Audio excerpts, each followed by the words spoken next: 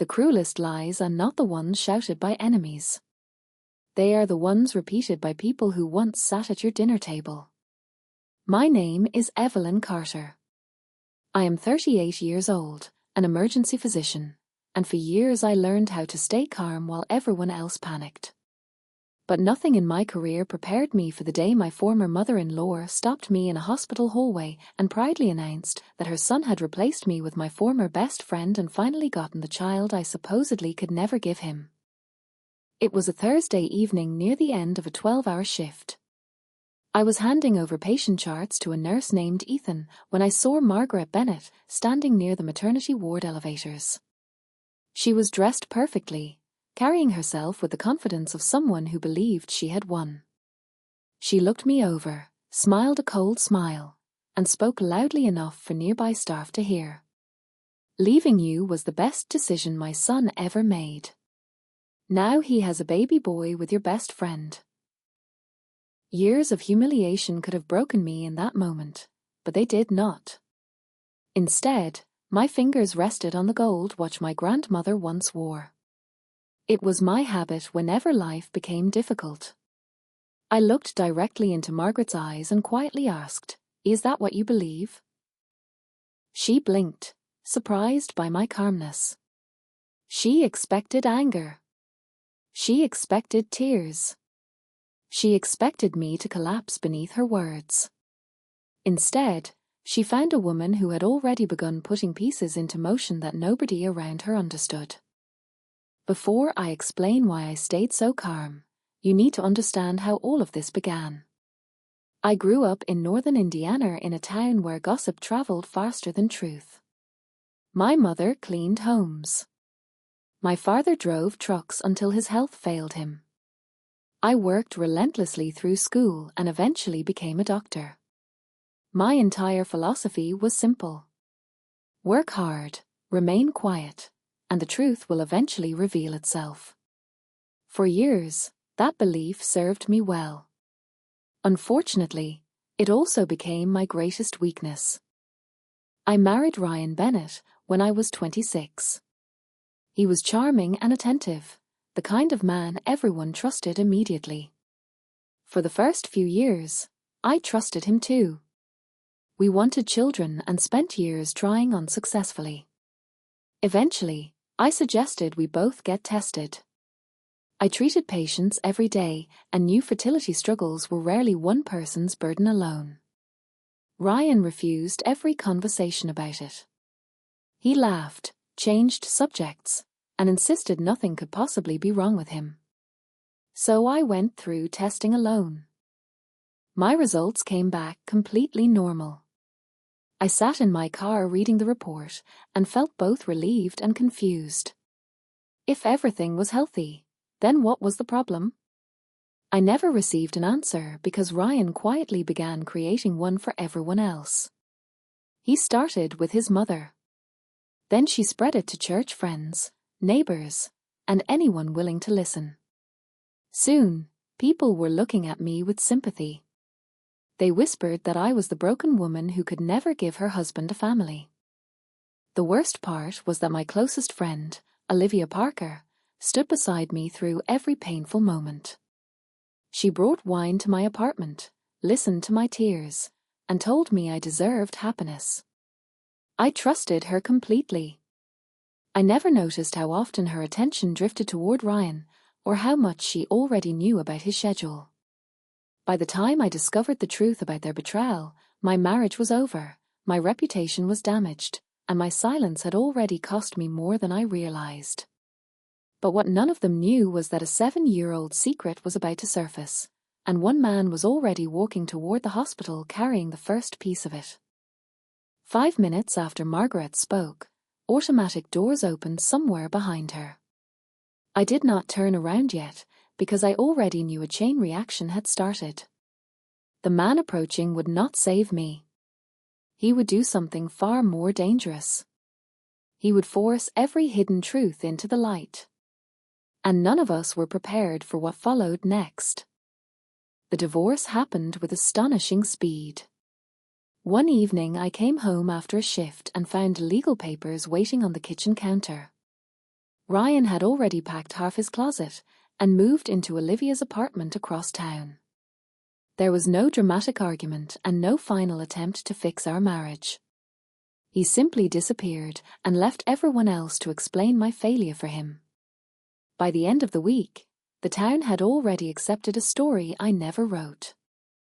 According to everyone else, I was cold, ambitious, and married to my career. I was the woman who could not give her husband a child, and poor Ryan had simply found happiness somewhere else. Margaret repeated that story in church every Sunday. Olivia never corrected anyone. The two people who knew the truth best allowed me to become a cautionary tale, and for a long time, I said absolutely nothing in my own defense. I poured all my energy into work instead. The emergency department became my sanctuary. Every day I treated broken bones, comforted frightened children, and helped strangers survive their worst moments. Inside those hospital walls, nobody called me broken. Nobody questioned my worth. Unfortunately, lies have a way of spreading beyond the places where we feel safe. Eventually, those same whispers reached the one thing I treasured most, my career. For years, I had been preparing to become head of the emergency department. I helped design trauma protocols used throughout the county, trained younger physicians, and worked countless extra hours. Everyone expected the position to be mine. Then strange questions began appearing during leadership meetings. Was my judgment stable? Could someone dealing with emotional turmoil lead effectively? One board member even referenced my divorce without directly saying my name. When the promotion was finally announced, it went to another doctor with far less experience. They thanked me for my dedication and called it a difficult decision, but I understood exactly what had happened. The lies had followed me into my profession. That night, I sat alone in my car outside the hospital and realized something painful. My silence was no longer protecting peace. It was protecting the people who were hurting me. That realization led me to attorney Victoria Hayes. Her office sat above an old hardware store, and she had a calm confidence that reminded me of senior surgeons I respected. I told her everything from the beginning. She listened carefully and then said, "What you're describing may be defamation. But if you want justice, you must be willing to fight publicly for the truth." Those words settled heavily inside me. Victoria explained that we would need proof. We had to show false statements had been spread and that they caused measurable harm. Losing my promotion gave us evidence. The difficult part was proving the fertility accusations were false. If Ryan insisted I was the reason we never had children, he would eventually have to defend that claim under oath. Suddenly, his refusal to get tested all those years ago felt much more important than I had ever realized. For 2 weeks, I debated whether to move forward. Then I made my decision. I would no longer carry someone else's shame. I called Victoria and told her I was ready. She answered immediately. "Good," she said. "Because once we file this case, they'll have to choose between telling the truth or protecting a lie." At that moment, I had no idea that Ryan would make the worst possible choice, and that choice would eventually force open a sealed medical file that would change every single life connected to him. A few days later, their official response arrived. Instead of denying the rumors, Ryan's legal team doubled down. They claimed every statement about me was true. They insisted I was the reason our marriage remained childless. Victoria smiled when she read it, which confused me at first. Then she looked up and said, "They just opened a door they may never be able to close." I stared at her, unaware that 7 years of secrets were now standing one step away from exposure. And someone else's midnight panic would soon reveal more secrets. A few nights after the legal response arrived, my phone lit up with a message I never expected to receive. It was from Olivia. We had not spoken for an entire year. Her text was short. Please don't do this. Think about the baby. I read it 3 times. Nothing in my lawsuit involved her directly, yet she sounded terrified. That was the first moment I realized this story was bigger than my marriage. I did not answer her. Instead, I asked myself a simple question. Why would a woman who had supposedly won everything suddenly be afraid? She had my former husband, the house, and a newborn child everyone in town celebrated. Yet she was begging me to stop digging. People only fear investigations when they know what those investigations might uncover. The next morning, I told Victoria about the message. She nodded slowly and said, Interesting. Fear always leaves fingerprints. Then she reminded me that our next step was asking the court for permission to examine Ryan's relevant medical records. Since his legal defense claimed I was responsible for our infertility, he could no longer hide behind privacy without creating a contradiction. That conversation brought back an old memory. 7 years earlier, Ryan had driven to a city clinic for what he called a routine physical. He returned home irritated and unusually quiet. He poured himself a drink before dinner, which he never did on weekdays. When I asked if something was wrong, he dismissed the doctor as incompetent and changed the subject immediately. Looking back, that day felt different now. It no longer looked ordinary. It looked like the beginning of a lie. Victoria listened carefully. On its own, that memory proves nothing, she said. But it tells us where to look. She filed a motion requesting access to his fertility records under strict court supervision. Ryan's attorney fought aggressively against the request. They argued privacy, relevance, and every other possible excuse. Watching them resist so fiercely told me something important. People do not guard empty rooms without much desperation. Weeks passed while we waited for the judge's decision. Waiting was torture for someone like me. In medicine, I was used to obtaining answers quickly. This process moved slowly and deliberately. Every day I returned to the emergency department and focused on my patients while an invisible storm gathered somewhere beyond my control. Eventually, the judge approved the request under limited conditions. The records would remain protected and reviewed only through legal channels. Victoria called me while I was standing inside a hospital supply room. The door is open, she said. We still do not know what is inside, but we are finally allowed to look. That night, for the first time in months, I slept peacefully. Across town, however, panic had already begun. Margaret repeatedly called Victoria's office, demanding information she was not entitled to receive. Ryan requested private meetings with his attorney. Olivia sent no additional messages, but her silence suddenly felt louder than anything she could have said. Then, 8 days later, Victoria asked me to come to her office immediately. The moment I saw her expression, I knew something enormous had changed. She sat me down and slid a single page toward me. Most of the information was blacked out, but one sentence remained visible. 7 years earlier, Ryan Bennett had been diagnosed with a condition that made biological fatherhood impossible. The room became silent. My entire world rearranged itself in that instant. Every accusation, every cruel church whisper, every sleepless night suddenly collapsed beneath one devastating truth. He had known all along.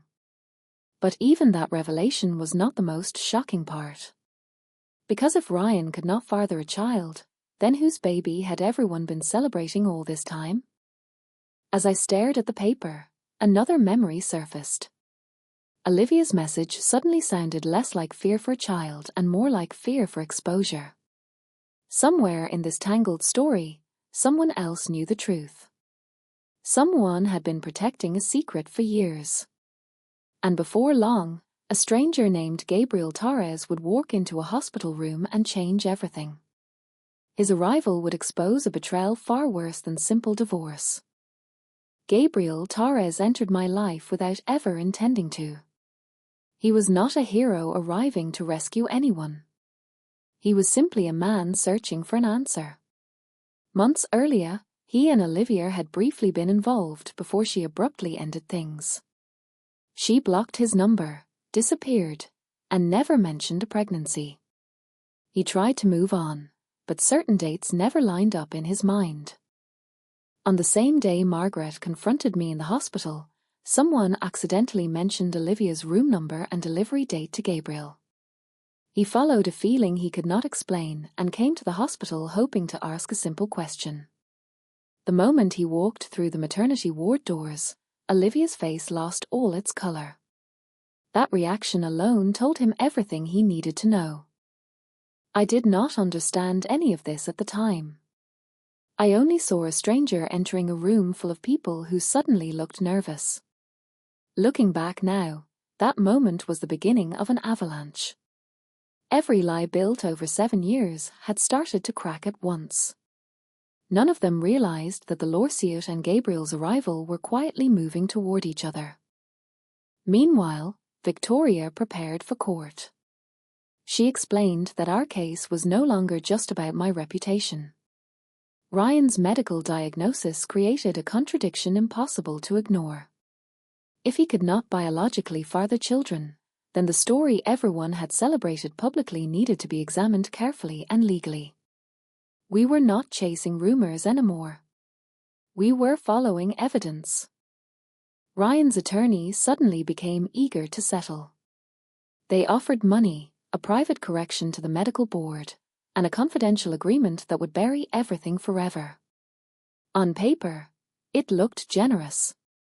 I would recover my reputation and avoid public conflict. But something inside me refused to accept it. A private truth would simply become another quiet lie. For 6 years, they had humiliated me publicly. Church members heard the accusations. Friends repeated them. My career suffered because of them. If the truth stayed hidden inside legal paperwork, the damage would continue living in whispers forever. I looked at Victoria and said, "No. The truth deserves the same audience the lie had." She smiled and nodded because she already understood. A few days later, Margaret came to my apartment wearing her church clothes. For a moment, she looked fragile instead of powerful. She asked me to drop the lawsuit for the family, for the baby, and for their name. I almost felt sympathy because I finally understood she had also been deceived by her son. Then she repeated her old sentence. Some women just aren't built for it. That was the moment my sympathy ended. Even standing beside the truth, she still chose the lie. I gently told her, "Go home, Margaret. The mud was never mine." She stared at me for several seconds before leaving without another word. As I closed the door, I realized something important. Compassion does not require surrender. The hearing date arrived soon afterward. Half the town planned to attend. Members of the medical board would be there. Women from Margaret's church group would be there. Ryan would be there. Olivia would be there too. Somewhere among those seats, Gabriel would also be waiting quietly for answers about a child who might actually be his. The night before court, I sat beside my window holding my grandmother's watch. For years I believed patience meant enduring pain silently. I finally understood what she truly meant. Patience was never about suffering forever. It was about recognizing the exact moment when truth was ready to stand on its own. And tomorrow, in a room full of witnesses, 7 years of silence were about to end forever. As I prepared for bed, my phone vibrated once more. It was an unknown number. There was only one sentence. "Please tell me the truth before tomorrow." There was no signature, but somehow I knew it was Gabriel. He was standing outside the same storm that had trapped me for years, and by sunrise, he was going to walk straight into it. None of us understood how explosive that meeting would become. Especially Ryan, because his carefully built world was already collapsing. The courthouse was already crowded when I arrived the next morning. Small towns have a strange relationship with truth. People avoid it until they sense it might become dramatic, then suddenly every seat is full. I walked inside wearing a simple navy suit and carrying nothing except my grandmother's watch and 7 years of quiet endurance. Margaret sat in the second row, perfectly dressed but visibly tense. Ryan looked exhausted. His suit hung loosely from his shoulders, and he avoided eye contact with everyone. Olivia sat near the back, keeping her head down. 2 rows behind her sat Gabriel. He remained calm, but his eyes never left her for more than a few seconds. Victoria began presenting our case without emotion. She established the dates, the witnesses, and every public statement that had damaged my reputation. She documented the professional losses I suffered and explained how false accusations had influenced my career. There was no anger in her voice. She simply assembled facts one by one. Then she arrived at the most important issue. Ryan's legal defense had insisted I was responsible for our inability to have children. Because of that claim, his own medical records became relevant. Under the court's protective order, only the necessary information could be discussed. Victoria read one sentence aloud. 7 years earlier, Ryan Bennett had received a diagnosis confirming he could not biologically father a child. The room instantly changed. People shifted in their seats. Margaret's expression collapsed. Several members of her church group exchanged stunned glances. Ryan stared at the table in front of him and never lifted his head. For years, he had controlled every version of the story. Suddenly, he no longer controlled any of it. Victoria continued. She explained that while our lawsuit was not about a child's identity, a serious contradiction now existed. Publicly, Ryan had celebrated fatherhood while simultaneously possessing medical information that suggested otherwise. Related legal matters concerning paternity were already beginning through proper channels. That was when Ryan stood up abruptly. "You can't do this," he shouted. His voice cracked through the courtroom. The judge immediately ordered him to sit down. Margaret rose beside him and started protesting too. For years, they had spoken over everyone else. Now, in a room governed by evidence instead of gossip, their volume meant nothing.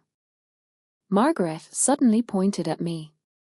"Some women just aren't built for it," as she cried, repeating the sentence that had haunted my life for years. Her words echoed through the room before fading into silence. I stood up slowly. I had imagined this moment many times, yet when it arrived, I felt no anger at all. My voice remained calm, the same voice I used when delivering difficult news to frightened families in the emergency department. "You're right, Margaret," I said. The room froze. "You're exactly right. One person in this marriage was never built to have children. The file only ever carried his name." Nobody moved. Nobody spoke. 7 years of lies collapsed inside a single sentence. Ryan covered his face with both hands. Margaret lowered hers in disbelief. Around the courtroom, people who had repeated stories about me finally understood what they had participated in. I did not feel victorious. I felt free. During a short recess, Gabriel quietly walked toward Olivia. They exchanged only a few words, but her tears answered questions she had spent months avoiding. For the first time, everyone involved was standing in front of reality instead of running from it. As the hearing resumed, I realized something extraordinary. I was no longer fighting to prove my worth. That battle had ended the moment the truth entered the room. But another revelation was waiting outside the courthouse doors, and it would permanently destroy the last illusion Ryan had left.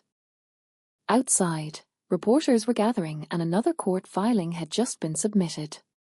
It involved Gabriel, Olivia, and a paternity request that nobody except a handful of lawyers knew existed.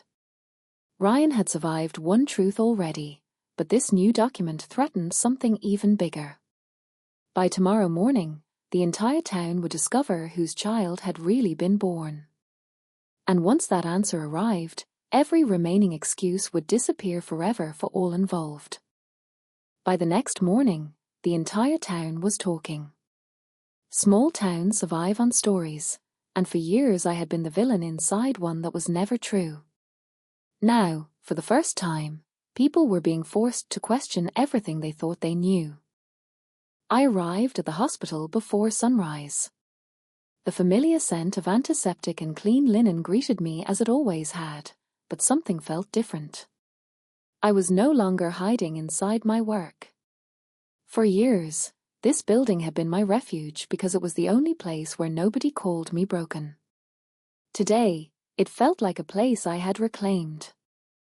Around lunchtime, Victoria called with an update. Gabriel had officially filed for a paternity test through the proper legal channels. The request had been accepted because enough evidence existed to justify an investigation. Olivia had no way to stop the process anymore. "Things are moving quickly now," Victoria said. I sat quietly at my desk.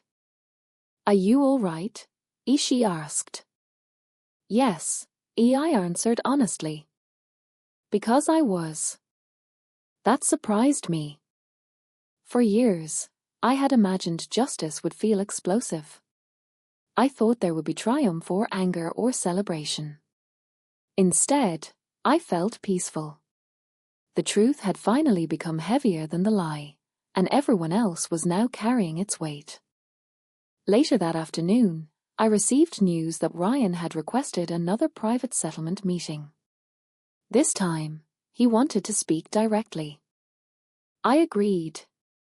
We met inside Victoria's office.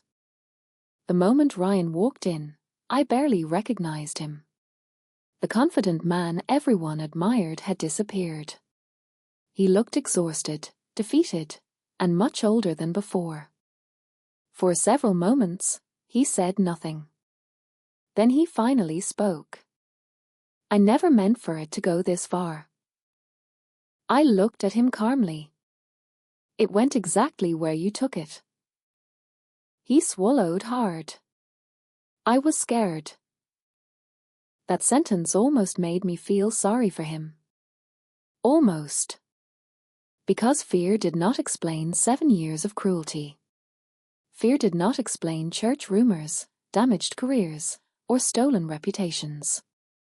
Fear certainly did not explain allowing another woman to carry his shame in public. "You had hundreds of opportunities to tell the truth," I said quietly. He lowered his eyes. "I know."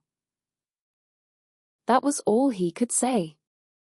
For the first time in years, he had no speech prepared. No excuses. No audience. No mother defending him. Just consequences. When he left, Victoria looked at me. "You're handling this better than most people would." I smiled softly. I spent my entire career staying calm during emergencies. She laughed. This wasn't an emergency. "No," I said. "This was a lesson." That evening, another piece of news arrived. The preliminary paternity results strongly suggested that Gabriel was the biological father of Olivia's child.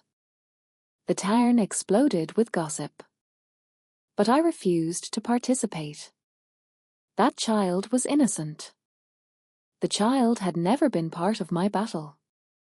Adults had created this disaster, and adults would have to fix it. Meanwhile, the hospital board contacted me. 2 members who had attended the hearing requested a meeting. I already knew why. They wanted to correct their mistake. The following day, I sat inside the same conference room where my promotion had quietly been taken away months earlier. The board chairman cleared his throat. "We owe you an apology." He looked uncomfortable saying it. "We allowed rumors to influence professional decisions." I simply nodded. Then he smiled. "The leadership position is open again. We'd like to offer it to you." I stared at him for several seconds. For years, I thought this victory would feel huge. Instead, it felt natural. Because it had always been mine. I accepted. As I walked back through the emergency department, nurses congratulated me. Patients smiled. Life moved forward. But before this story could truly end, one final conversation remained unfinished. There was one person who still needed to understand something. Margaret Bennett. Because while Ryan built the lie, she had carried it into every church pew and every social gathering for years. And before I closed this chapter forever, she was about to receive a letter that would change her life too. A letter containing only 2 sentences. 2 sentences that would end 7 years of pain forever. A week later, after life had finally started feeling normal again, I sat alone in my apartment with a pen in my hand. For a long time, I stared at a blank piece of paper. Then I wrote 2 simple sentences addressed to Margaret Bennett. "I won't carry your son's lie anymore. You shouldn't carry it either." That was all. No anger. No accusations. No insults. I folded the note, sealed it, and mailed it without expecting a response. Some people apologize. Others simply disappear into the truth they spent years avoiding. Either outcome was no longer my responsibility. Over the following weeks, life quietly rearranged itself. Ryan left town. Apparently, he moved several states away to start over somewhere nobody knew his history. I did not celebrate his departure. I simply accepted it. He had spent 7 years constructing a false version of reality, and eventually reality caught up with him. It always does. Margaret slowly withdrew from public life. The church gatherings continued without her. The women's fellowship she once controlled moved on. For years, she had built her identity around defending her son without question. When that foundation collapsed, she had nowhere left to stand. Surprisingly, I did not hate her. I understood her. She loved her son too much to ever challenge him. Love without truth can become dangerous. That was her tragedy. Olivia and Gabriel eventually worked through their legal matters properly. For the child's sake, I genuinely hoped they found stability. That little boy had done nothing wrong.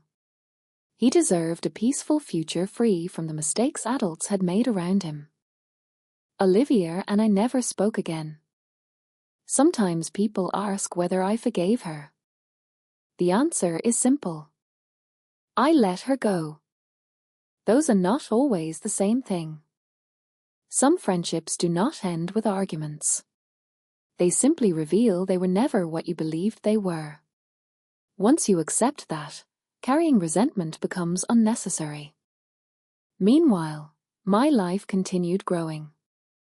The emergency department became my home again, but this time for different reasons.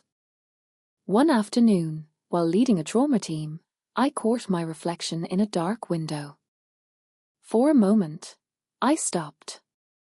The exhausted woman I had become over the past several years was gone. I looked lighter. Stronger. Not because I had won. Because I had stopped carrying something that was never mine. That realization changed everything. For years, I thought patience meant suffering quietly. I was wrong.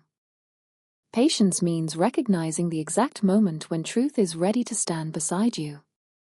My grandmother used to say something I never fully understood until now. The truth doesn't hurry because it knows exactly where it's going. She was right. Truth never chased anyone. It never screamed. It never demanded attention. It simply waited. Patiently. Until someone finally stopped being afraid. Months later, I stood in the same hospital hallway where Margaret had once humiliated me. Everything looked ordinary. Nurses walked by. Doctors discussed charts. Patients moved between departments. Life had continued exactly as life always does. Only I was different. I touched my grandmother's gold watch and smiled to myself. The woman who once absorbed everyone's pain had finally learned an important lesson. Silence is noble only when it protects peace. Silence becomes dangerous when it protects lies. And if someone ever tries to hand you their shame and convince you it belongs to you, remember this. You do not have to carry it. You never did. Sometimes all it takes is one calm question asked at exactly the right moment. A question that changes everything. Is that what you believe? Because the truth has a strange way of answering for itself eventually. And when it finally does, you don't have to scream. You don't have to fight. You simply stand there, steady and certain, and allow reality to do the work for you. That is how my story ended. Not with revenge. Not with anger. But with freedom. The quiet kind that nobody can ever take away again. If this story touched your heart, remember this lesson. Never carry a lie that someone else created for you. Speak your truth where it matters, then set it down and move forward. Red Heart Hash, if you've ever been unfairly blamed, leave a comment saying a truth wins. Bell, and if you enjoy emotional, mature, suspenseful stories like this, subscribe so you don't miss the next one.